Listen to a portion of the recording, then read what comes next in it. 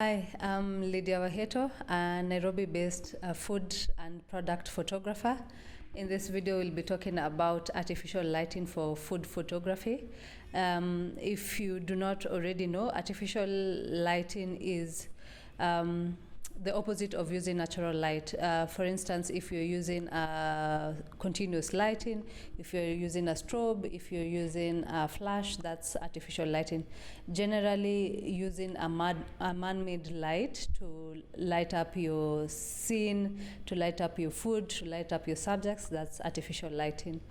So one of the quickest, cheapest, and easiest ways to get into artificial lighting for food photography is by using a flash. A flash or a speed light is quite versatile. It's cheap, so it's easier to access. So I think there are a variety of brands, like there's Yongnuo, there's Nikon have quite a number of flashes, there's Godox. So just do your own research and see which brand suits you. For instance, we've used Yongnuo flashes for a long time. Like I think this one we've had for over 5 years now. It's so reliable. They're easy to move around and they're convenient as well. So eventually you'll want to maybe get into strobes and other types of lighting. But if starting out, you can start quick, easy. You can use a flash with a lighting modifier. A modifier basically is the item that you use to shape your light. It can be like an octabox, which is a round soft box. It's basically the one recommended for food, as it's big, it creates a huge soft light. And it makes it almost emulates the sun, and there's so much you can do with it to light up your food. There are definitely other types of modifiers like reflector heads.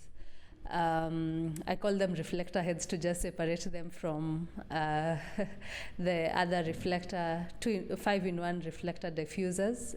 It makes it easy for me even on set when I have an assistant.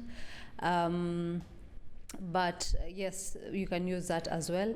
If you don't have access to modifiers at the moment, you can use that 5-in-1 reflector diffuser, the inner part, the diffuser part, to just use it to diffuse your flash as you're lighting your food. You can, yes, I think that works if you're just starting out. You can also use, what's it called? There's this tracing paper. We call it tracing paper on our end. You know, that paper that you can use to trace or draw on top of, to transfer that drawing to another piece of paper. It also works as a really good diffuser. There are people who talk about bed sheets. I think there are also guys who use shears. I think it all depends on what you have at hand or what you can purchase at the moment. If you have a bit more budget, you can purchase, you can get into strobes. Godox are very good, affordable strobes. There are certainly other brands, but we'll not get into them at the moment. I think for lighting, the most important aspect is understanding how to use your light in your set.